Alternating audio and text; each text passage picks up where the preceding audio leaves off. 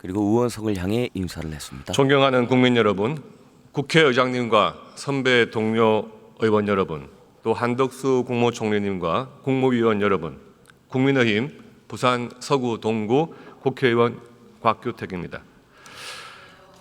국민들께서는 여야가 정쟁의 악순환을 끊어내고 협치를 통해 경제를 살려나가기를 정치권에 요구하고 있습니다. 하지만 22대 국회 임기가 시작된 지 100일이 지난 지금 국회의 모습은 어떻습니까? 대화와 타협, 협치의 장이 되어야 할 국회가 막말, 탄핵, 정쟁으로 얼룩져 사회 분열과 혼란만 야기하는 대한민국 갈등의 내관이 되어버렸습니다. 저는 올바른 정치를 통해 더 나은 대한민국을 만들어 가자는 주제로 국무총리님께 먼저 질문을 드리겠습니다. 한덕수 국무총리가 답변을 위해 자리에서 일어나 앞으로 나오고 있습니다. 이낙연 국회 부의장에게 인사를 한 후 답변석에 자리했습니다.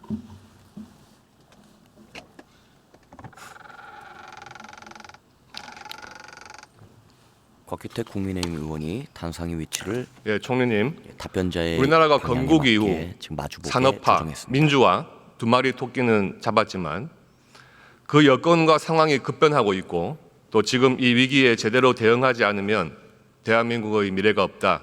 이렇게 말해도 과언이 아니겠죠. 네, 그렇습니다. 다행히 윤석열 정부는 엄중한 위기 속에서도 건전 재정 기조를 유지하면서 주요 선진국 중 두 번째로 높은 성장률을 기록하고 있고 실업률은 역대 최저 수준을 기록하는 등 경제 지표가 나날이 개선되고 있습니다. 앞서 언급하신 바 있지만 윤석열 정부가 임기 반환점을 앞두고 있는 이 시점에서 주요 성과를 국민들에게 간략히 설명해 주시기 바랍니다. 우선 외교 안보 쪽에 있어서의 성과를 말씀드리고 싶습니다.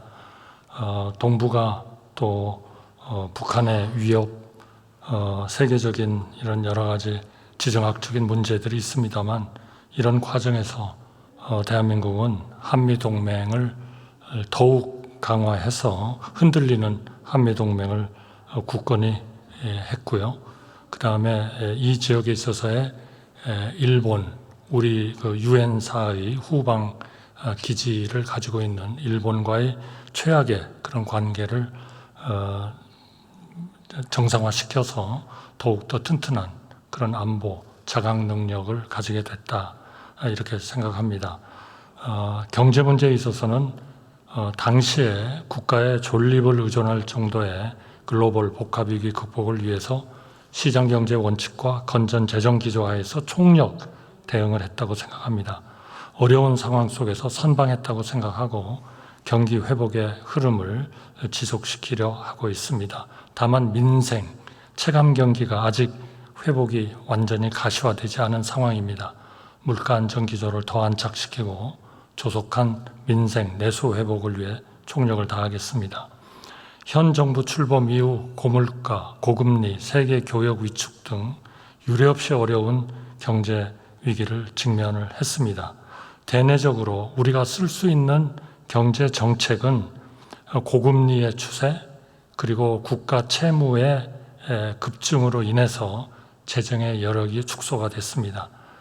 새로운 정부가 출범했을 때 당시에 우리가 49.4% 정도의 국채 비율을 가지고 있었고 문재인 정부가 출범할 때는 36% 정도였습니다.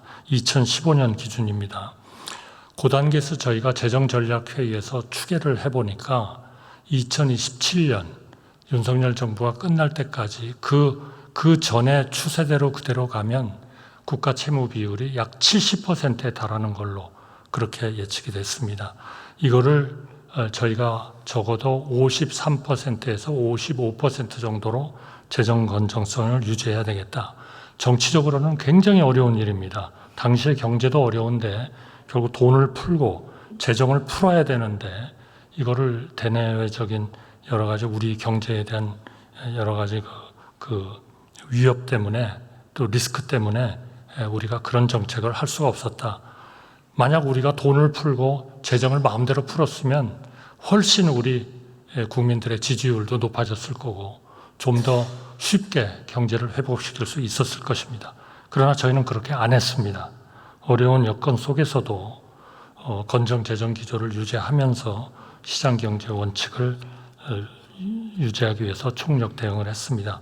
크게 3대 방향으로 노력을 했습니다. 하나는 경제가 무너지지 않도록 위기 관리를 하는 것이고, 그리고 경제를 회복하는 거고, 그리고 개혁을 통해서 어렵지만 성장 잠재력을 확충하는 것이었습니다. 그 결과 우리 경제는 위기를 벗어나서 회복세가 확대되고 있고 주요국에 비해서 매우 잘 선방을 하고 있다, 이렇게 생각합니다. 경제 위기 극복 여부와 회복 정도는 물가 안정, 성장, 수출, 국제 수지, 고용 상황, 재정 건전성 등의 그러한 국가의 운영 지표로 판단을 합니다. 어느 나라도 이러한 지표를 가지고 그 국가가 선방하고 있느냐, 선방하고 있지 않느냐를 평가합니다. 새로운 정부 출범 당시 4월에 물가는 4.8%, 그리고 5월에는 5.3%, 6월에는 6.0%, 7월에는 6.3%까지 올라갔다가 지난 8월, 2024년 8월에는 2%까지 우리의 원래의 물가 안정 목표까지 하락을 했습니다. 주요국에 대비해서 안정적 관리를 하고 있습니다. 미국은 아직도 3.2%, 영국은 4.1%, 그리고 EU는 3.1%, OECD는 5.5%의 물가를 보이고 있습니다. 1분기에 큰 폭으로 성장을 한 그러한 성과로 2분기에는 조정이 됐습니다만 상반기 전체로는 아직도 2.8%의 성장을 유지하고 있습니다. 8월 달의 수출은 11개월 연속 플러스를 이어가고 상반기 기준에서 글로벌 상위 10대 수출국 중 가장 높은 증가율을 기록하고 있습니다. 우리가 정말 고생했던 2022년, 2023년 상반기까지 무역 수지의 적자는 12개월 연속 지금 흑자를 보이고 있고, 상반기 흑자폭 231억 불은 6년 만에 최대치입니다. 그리고 상반기 경상수지 흑자 377억 불은 작년 실적 1년 동안의 실적 355억 불을 능가했습니다. 월간 고용률은 15세 이상 7월에 63.3%로 30개월 연속 월 기준으로 역대 최고 경신하고 있습니다. 제가 지난번에 약 67% 정도 얘기한 것은 잘못 말씀드렸습니다. 25세부터 29세까지 청년 고용률은 7월 달에 72.4%로 7월 기준 역대 최고 기준입니다. 따라서 건정 재정 기조 하에서 국가 채무 비율 등 채무 비율은 안정적으로 관리되고 있습니다. 다만 내수는 수출에 비해서 회복 속도가 상대적으로 더딥니다만 하반기로 갈수록 제약 요인이 완화될 것으로 전망합니다. 물가는 추가 충격이 없다면 2% 초반 안정세, 시중금리도 금리 인하 기대가 선반영되면서 점진적으로 하락할 수 있을 것으로 예상합니다. 수출 호조에 따라서 기업 이익 확대가 하반기부터 소비와 투자 개선으로 본격 파급될 것으로 전망합니다. 그러나 누적된 고물가, 고금리로 인해서 민생, 체감 경기는 아직 회복이 충분히 가시화되지 않았습니다. 물가 안정 기조를 확고히 하는 가운데 수출에서 나타난 회복 흐름을 전 부분으로 확산시키는 민생 개선에 총력을 다하겠습니다. 우선 발표된 추석 민생대책 등의 조속한 이행을 통해서 민생과 내수를 두텁게 보강하고 건설, 투자 등 취약 부분별로 보완 대책을 지속 발굴 추진하겠습니다. 내년 예산에도 분야별 민생 체감 경기 보강 과제를 적극 반영을 하겠습니다. 약자 복지를 위해서는 지난 5년 동안 기초생활수급자 생계급여를 19만 6천 원을 올렸습니다. 지난 5년 동안. 그러나 올해 한 해 새로운 정부가 올린 금액은 총 21만 3천 원을 증가시켰습니다. 따라서 4인 가족 기준으로 봤을 때 지난 5년 전에 약 162만 원 정도를 생계급여 하던 것이 이제 183만 원으로 늘었습니다. 그러니까 이 재정 건전성을 유지하면서도 성장 잠재력을 올리면서도 취약계층에 대해서는 정부로서는 최대한의 지원을 하고 있다 하는 말씀을 드립니다. 이와 함께 이제는 노동, 교육, 연금, 의료개혁과 또 저출생 대책, 인구 대책을 통해서 우리의 성장 잠재력을 확충하는 데 전력을 다하겠습니다. 국제적으로도 우리 경제를 높이 평가하고 있습니다. 세계은행은 한국을 성장의 슈퍼스타로 언급을 했고, 이카노미스트지는 10대 강국 중 한국의 물가 관리 2위, 그리고 IMD 국가 경쟁력 평가에서 역대 최고인 22위, 전년 대비해서 8계단 상승한 그러한 실적을 보이고 있습니다. 앞으로 지속 가능한 성장과 국민 행복 증진을 위해서 국회, 정부, 언론, 국민들이 다 함께 노력을 배가할 수 있도록 정부로서 최선의 노력을 다 해나가겠습니다. 예, 감사합니다. 정부의 이러한 노력과 성과에도 불구하고 지속 가능한 미래, 또 대한민국의 중단 없는 발전을 이루기 위해서는 무엇보다 대한민국 정치부터 바뀌어야 한다는 지적이 많습니다. 현재 정치권이 후진 정치, 막장 정치라고 비판받고 있는 것에 대해 정부도 좀 책임감을 가지고 정치 문화 개선에 동참해야 한다고 보는데 총리님 생각은 어떻습니까? 네, 대내외적으로 어려운 상황에서 국민들의 민생 해결을 위해서 정부와 국회가 힘을 합쳐야 된다고 저는 생각합니다. 저 자신으로서도 여야가 협치의 장으로 나와줄 수 있도록 최선의 노력을 다 하겠습니다. 그리고 총리로서 시급한 민생 현안 해결에 집중하도록 하겠습니다. 예. 국회가 특검과 탄핵을 남발하고 비정상적, 비상식적으로 운영되고 있는 것을 보면서 국민들은 답답해하고 있습니다. 총리님, 탄핵은 공무원이 그 직무 집행에 있어서 헌법이나 법률을 중대하게 위반했을 때 그 책임을 묻는 최후의 수단이죠. 그렇습니다. 사실상 공무원을 해고하는 효과를 목적으로 해서 이런 그 탄핵이 발동되는 거 아닌가, 저는 그렇게 생각합니다. 이것은 정말 중대한 그런 법률과 헌법 위반이 있어야 되는 거죠. 예. 입법부가 행정부를 견제할 수 있는 극히 예외적인 비상수단인 탄핵소추권마저 야당은 정쟁의 도구로 삼고 있습니다. 이러한 탄핵 남발은 국정에 상당한 지장을 초래할 수밖에 없을 텐데요. 이로 인해 국정 운영에 어떤 애로가 있는지 말씀 부탁드리겠습니다. 우선 그 검찰에 대한 이런 탄핵을 함으로써 사법 체계가 저는 흔들리고 있다 하는 것이 걱정입니다. 그리고 두 번째로 우리가 그 방통위원회에서 봤듯이 이 탄핵을 소추를 하게 되면 업무가 6개월 이상 평균 정지가 돼 버립니다. 그러면 사실상 그 일종의 그 조직을 끌어갈 사람이 없는 거죠. 이거는 굉장히 수백 명의 그 직원들에게 굉장한 스트레스를 주고 또 생산성을 올리지 못하도록 만듭니다. 최근에 방통위의 직원들 중에 내가 조금 좀 일종의 좀 병원에 가서 치료를 받아야 되겠다라고 하는 분들이 거의 100명을 넘습니다. 이런 것들을 우리 좀 정치권에서도 좀 굉장히 심각한 문제로 좀 인식을 해주셨으면 좋겠습니다. 예, 감사합니다. 법무부 장관님 나와주십시오. 한덕수 국무총리가 답변을 마치고 이하경 국회 부의장에게 인사를 한 후 자리로 들어갑니다. 박성재 법무부 장관이 답변을 위해 자리에서 일어나 앞으로 나와 답변자석에 자리했습니다. 예, 장관님.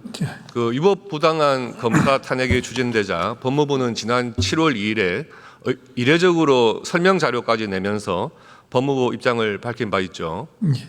어떤 내용인지 이 자리에서 다시 좀 설명해 주시기 바랍니다.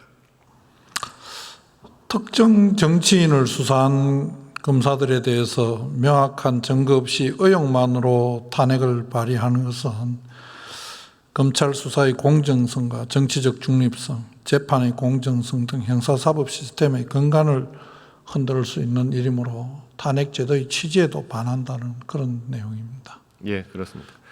특정 정치인을 수사했다는 이유로 그 검사에 대하여 보복적으로 탄핵이라는 수단을 꺼내는 것은 헌법과 법률에 규정한 탄핵제도 취지에 반하는 것입니다. 장관님은 검사 탄핵을 추진하면서 민주당이 내세웠던 탄핵 소추 사유를 잘 알고 계실 것입니다. 탄핵을 추진할 만한 사유가 된다고 생각하십니까? 저희들로서는 사실 인정하기 어려운 내용들이 거의 대부분이고 아직까지 사실관계가 확인되지 않은 내용들이 거의 대부분이라고 생각하고 있습니다. 예. 예. 탄핵의 형식적, 실체적 요건을 모두 갖추지 못한 민주당 대표나 민주당 관련 수사를 하는 검사들에 대한 보복 탄핵임이 누가 보아도 분명합니다. 이러한 것들은 최근 이정섭 검사에 대한 탄핵 소추를 기각한 헌법재판소 판결문에도 정확히 나와 있습니다. 요건도 갖추지 못하고 졸속으로 이루어진 탄핵임이 명명백백하게 드러났습니다.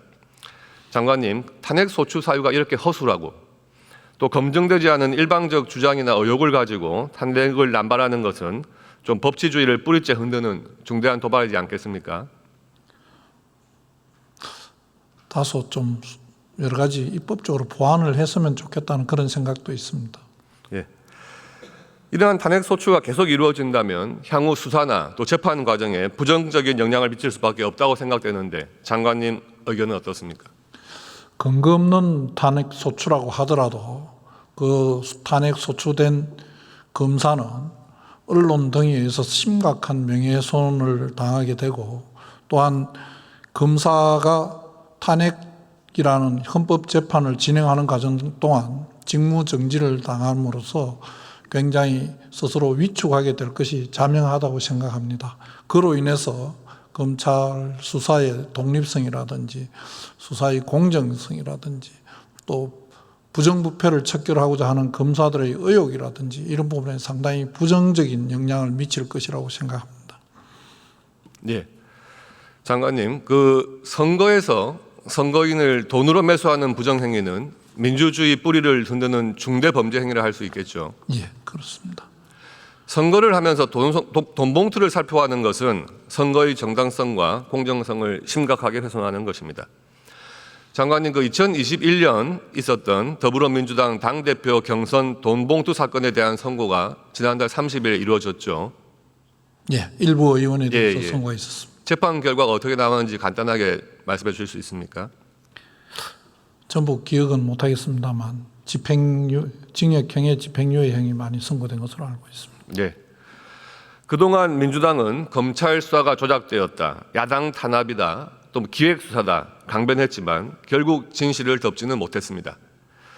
장관님, 이번에 유죄를 받은 분들 외에 현역 민주당 의원님들 중에서도 돈봉투 수수 혐의를 받고 있는 분들 계시죠? 예, 알고 있습니다. 예.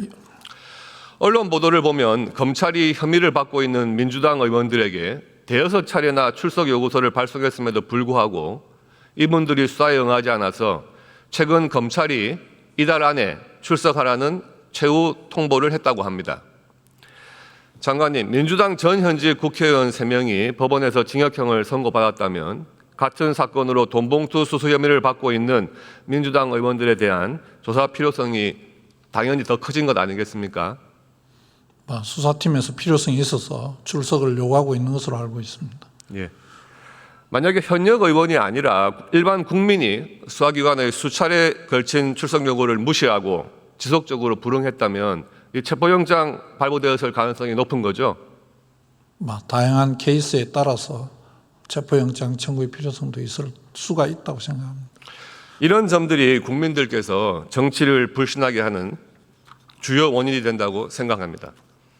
많은 국민들께서는 중대 범죄 혐의를 받고 있는 현역 국회의원들을 대한민국 검찰이 어떻게 수사하는지에 대해서 똑똑하게 지켜보고 계십니다. 조속히 수사를 진행하여 범죄 혐의에 대해서 명명백백히 진실을 밝혀주시기 바랍니다. 수사팀이 그렇게 할 것으로 믿고 있습니다. 예, 총리님 다시 좀 나와주십시오. 박성재 법무부 장관이 답변을 마치고 이낙연 국회 부의장에게 인사를 한 후 자리로 돌아갑니다. 한덕수 국무총리가 답변을 위해 답변자석에 섰습니다. 예, 총리님, 당연한 이야기지만 어떠한 권력도 헌법 위에 군림할 수는 없겠죠. 그렇습니다. 예. 사회적 공감대 없이 독소 조항이 큰 법안이나 또 위헌 소지가 큰 법안들을 계속해서 야당이 일방적 강행 처리를 하고 있습니다. 이러한 법안들에 대해 대통령이 제2요구권을 행사하는 것은 대통령의 의무이자 또 책임이라고 생각하는데 이에 대한 총리의 생각을 밝혀주시기 바랍니다. 만약 그 권한을 행사하지 않는다면 저는 이거는 삼권 분립의 중대한 문제라고 생각하고요. 그것과 연관해서 아까 제가 존경하는 권성동 의원님의 질의에 대한 답변 과정에서 18건의 민주당 발의 탄핵안에 대해서 제2요구권을 행사한다고 답했었습니다. 그런데 이것은 제가 수정을 해야 될 것 같습니다. 탄핵안은 제2요구권 행사 대상이 아니라는 점을 수정해서 말씀드립니다. 네. 죄송합니다. 또한 그 국가의 재정 고갈을 초래하고 또 정책 실효성도 확인되지 않는 법안들이 사회적 공감대 형성이나 수기도 없이 졸속으로 추진되고 있습니다. 이러한 입법 폭주가 이어진다면 국정 운영에 상당한 지장이 있을 것으로 보이는데 어떠한 문제가 있는지 설명 좀 부탁드리겠습니다. 정말 심각한 문제가 저는 있다 이렇게 생각합니다. 결국 이제 여야가 논의를 하고 수기를 한다는 얘기는 그 법안이 가지는 문제를 치유한다는 얘기거든요. 근데 그런 게 없이 이제 일방적으로 결정이 되니까 이 대한민국의 발전을 위해서 해야 할 그런 정책적 차원에서 보면 그런 게 막 왜곡이 돼버리는 그런 내용이 들어가는 경우가 많이 있고요. 또 법률적으로 봐도 헌법이나 법률에서 정하는 그러한 헌법 위반적 요소, 법률 위반적 요소를 많이 가진 법안이 넘어오게 됩니다. 그렇기 때문에 저희 루즈벨트 대통령이 635번 거부권을 행사를 했고 트루만 대통령이 250번을 행사했고 그리고 아이젠하워 대통령이 181번을 행사했고 그리고 소통의 달인이라고 하는 레이건 대통령이 78번을 행사했습니다. 이것이 본인들인들 그걸 행사하는 것을 유쾌하게 생각했겠습니까? 이게 하나의 대통령으로서 가지는 국가를 바르게 가고자 하는 의무라고 생각하고 저는 그런 권한을 행사했으리라고 생각합니다. 예, 총리님 계엄령 준비하고 계십니까? 전혀 없습니다. 네.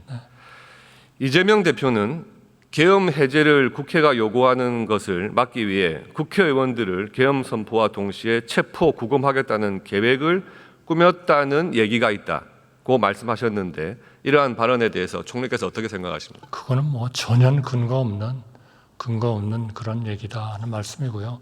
지금 우리나라의 이런 발전 수준에서 봤을 때 그런 게 얼토당토한 얘기죠. 어떻게 그런 일이 일어나겠습니까? 예. 상식을 가진 사람이라면 도저히 납득할 수 없는 괴담을 근거도 없이 막무가내로 주장하고 퍼나르고 있습니다. 민주당은 광우병, 천안함, 사드, 후쿠시마까지 틈만 나면 괴담을 퍼뜨려서 정치적으로 이용을 해왔습니다. 총리님, 이 중에 사실이었던 것이 하나라도 있습니까? 없습니다. 1년 전 일본이 후쿠시마 오염수 방류했을 때 민주당은 핵테러이자 제2태평양 전쟁이라며 강력 반발한 바 있습니다. 그럼에도 그 괴담의 피해를 누가 받습니까? 근거 없는 공포몰이의 피해는 고스란히 어민과 횟집업자 또 수산업계 종사자들이 받습니다. 총리님, 미국산 소고기를 먹으면 광우병에 걸린다. 또 사드가 배치되면 전자파 참외를 먹게 된다. 예전에 들어보신 말씀이죠. 네, 다 예. 가짜 뉴스로 판명됐습니다. 예. 한국 사회에서 이런 괴담을 생산하고 유포하는 것을 근절하는 것이 또 정부의 주요 목표가 되어야 한다고 생각하는데 총리님 생각은 어떻습니까? 네, 당연히 그래야 된다고 생각을 합니다만 특히 최근에 AI와 같은 이런 기술 발전에 따라서 이런 잘못된 가짜 뉴스가 퍼질 가능성이 훨씬 더 많고 더더군다나 우리 SNS의 발달에 따라서 말하자면 확증 편향적인 그런 내용을 일방적으로 이렇게 원하는 사람한테 공급하는 그런 시스템이 많이 발전돼 있습니다. 그래서 정말 우리가 제대로 된 이런 그 국가를 운영하고 국정을 운영하려면 이런 부분에 대한 확고한 제도적인 틀이 마련되고 또 그 제도적인 틀을 강하게 집행을 하는 그런 일들이 우리나라에 있어야 된다 이렇게 생각합니다. 예. 정부는 마구잡이 선동에 적극 대응해서 거짓 괴담의 확산을 막고 또 정치적 이익을 위해 국가 분열, 국민 불안 조성을 마다하지 않는 국익 저해 세력에 단호히 맞서주시길 당부드립니다. 네, 최대한 노력을 하겠습니다. 예, 총리님 감사합니다. 들어가셔도 좋습니다. 한덕수 국무총리가 답변을 마치고 이낙연 국회 부의장에게 인사를 한 후 자리로 돌아갑니다. 국민의힘 곽규택 의원이 답변자석과 마주했던 단상을 의원석 정면을 향해 위치를 조정하고 있습니다.